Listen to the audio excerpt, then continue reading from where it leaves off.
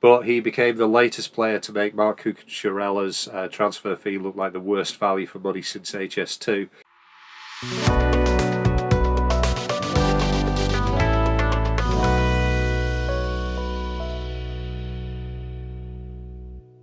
Hi, my name is Mike and welcome to my vlog about football in general and Burnley FC in particular, a vlog that yesterday got recognised as You're That Bloke Off That YouTube channel, and I was thankful they weren't referring to a clip from Crime Watch. 5 home games down, and boy are we getting value for our season ticket. 21 goals in those 5 home games so far. The problem is 17 of them have gone into the Burnley net, the latest being a 4-1 loss to Chelsea. A scoreline was probably a little bit harsh, but always had every possibility of coming. But before the game, the club did several initiatives and videos as part of the No Room for Racism campaign. These were excellent and mostly well received by Clarets, with retweets and comments of support from the vast majority of fans. There was some discussion on the Up the Clarets message board.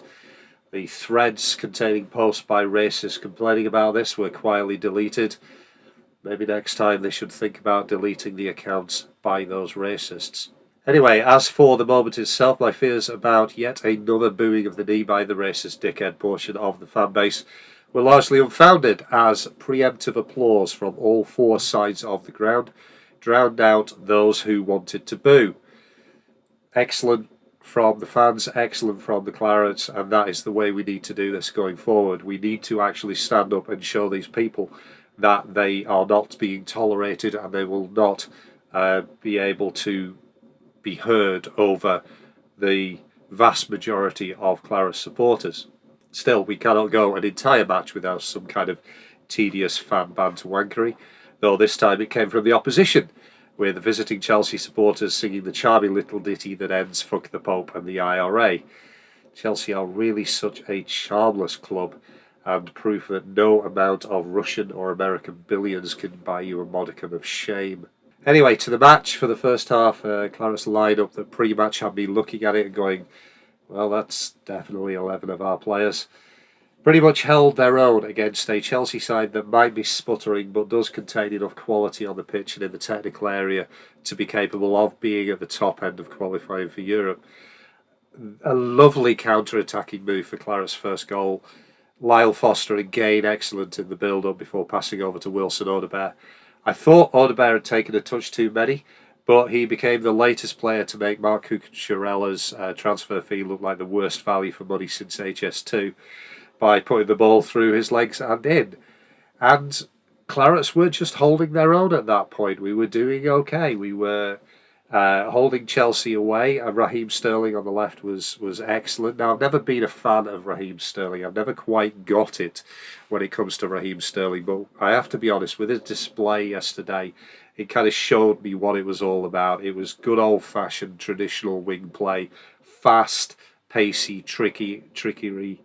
He had the beating of Vitinho, not least for the penalty, but it was a pleasure to actually watch. You have to sort of turn around and say, these are world-class players. He is a world-class player. Like I said, I've never really kind of got the hype around him, but yesterday, yeah, I understand. I completely get it.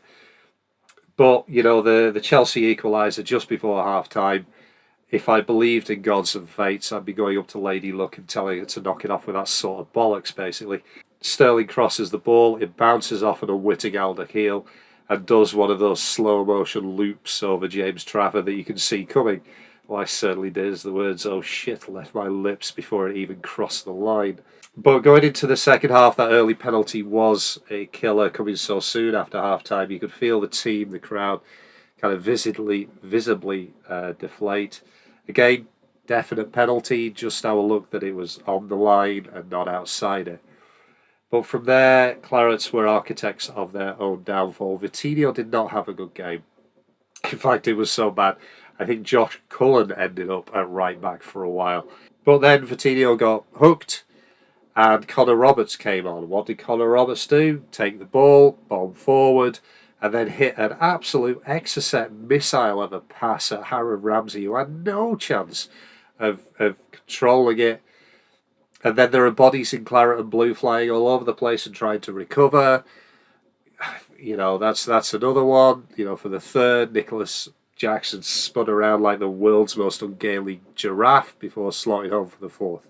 Putting Vitinho in at right back instead of Roberts did lead me to wonder post-match if VK is just overthinking this stuff. Natalie Bromley of the excellent No Nay Never podcast asked the question, at what point does Kompany Roulette become a thing? And it is a pretty good question. You can see the argument for Vitinho over Roberts to counter Raheem Sterling's speed, but that plus changing out Bayer for Delcroix, an already dodgy defence is being disrupted over and over again.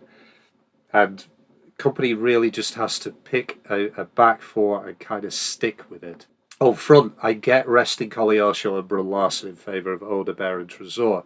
The former had Cucurella on toast for the first half. He scored the goal, and then he got the Chelsea player booked for a challenge that was pretty much actually the definition of an orange card. However, that challenge seemed to kick Odegaard out of the game. He began to fade away, and that was not helped by a stupid yellow card for kicking the ball away. But there was no connection between the defence, the midfield and the forwards. There is nothing apart from Sanderberg getting the ball and moving forward that actually connects the team together. Trezor showed glimpses of why we signed him. He was key in our goal, but he wasn't much help on that right-hand side, especially with Vitinho struggling so much. Again, promising signs, but, he really needs more game time in a settled squad. He's a player with potential. Odegaard's a player with potential. Koleosho's got potential. The thing is, we have a team full of potential. We don't have much actuality right now. And the problem with Koleosho and Brun Larsen when they came on, they were playing on the wrong wings. Koleosho has been fantastic on the left wing. Brun Larsen has been fantastic on the right wing. I get the idea of positional flexibility, but it seems to make absolutely no sense to have these guys coming on for only 20 minutes and half of that on the wrong wing. But ultimately, we seem to have got away from the things that made last year's team so successful. Having been the beating heart of the system last year, what exactly is Josh Cullen's role this year? On Saturday, as I mentioned, he even went to right back for a while. Josh Brownhill seemed to be doing a load of running to absolutely no effect and didn't seem to touch the ball for the first 70 minutes. And Charlie Taylor is desperately trying to become a ball-playing left-back, but he is not a ball-playing left-back. He looks like a ball-playing left-back in the same way that if I take my glasses off and pick up a guitar, I look like Francis Rossi out of Status Quo. You can look like something, you can try to be something, but it doesn't mean you are that something. And in case you're wondering, I can play even fewer guitar chords than two. Also, it's incredibly unfair that a band called Status Quo get complaints about playing the same song all the time. And then we come to the Trafford Muric debate, which is gaining momentum. I've said it before, Trafford has been fine, no better than that and no worse. He is learning on the job and trying to be a ball-playing goalkeeper. But it does not look good compared to Aaron Muric, who is a fantastic ball-playing goalkeeper. He's an amazing ball-playing goalkeeper. It's just the goalkeeper part of it kind of lets him down a little bit. So we don't look good playing from the back. We look a little stilted and nervous. But then it occurred to me, did Chelsea look all that good playing from the back? In fact, there are very few teams that do look comfortable playing in that style, and one of them is Manchester City. Chelsea looked just as nervous as we did. In fact, if I remember rightly, there was one moment where they managed to concede a corner from their own attempts to play out from the back. So actually, are we any worse than most of the teams in this division? But what doesn't help is the absolute nervousness in the crowd when the ball is passed around at the back. And I'm not sure that's fair on Trafford because he's not doing anything wrong. It's the crowd simply audibly worrying about the entire situation. But do we try putting Muric back in between the sticks? Let's say it works. Let's say we do it and it works over the next few games. How do we tell whether it's because of Muric going in goal or because the fixtures got easier? I'm wary of him being seen as a solution to the problem because let's look at it. We're 2 first-choice centre-backs down, possibly 3 with Alderweireld coming off at half-time, and a left-back that the manager is using in that position because the alternatives have failed. I mentioned there is no connection between the defence and midfield, apart from Sanderberg, who I've really liked so far, but he doesn't half have a habit of giving the ball away. Again, it's risk and reward. Either he's going to stride forward, slicing through the midfield like Optimus Prime in a rage, or he gets a 10-yard pass picked off and the opposition just basically break forward with no cover from the home team. There is no in-between. This is such a weird start to the season. Zaroury starts against Man City and then gets suspended. The Luton game is postponed and there's an international break. Then Foster gets suspended. The League Cup is in the middle and we're now heading into another international break.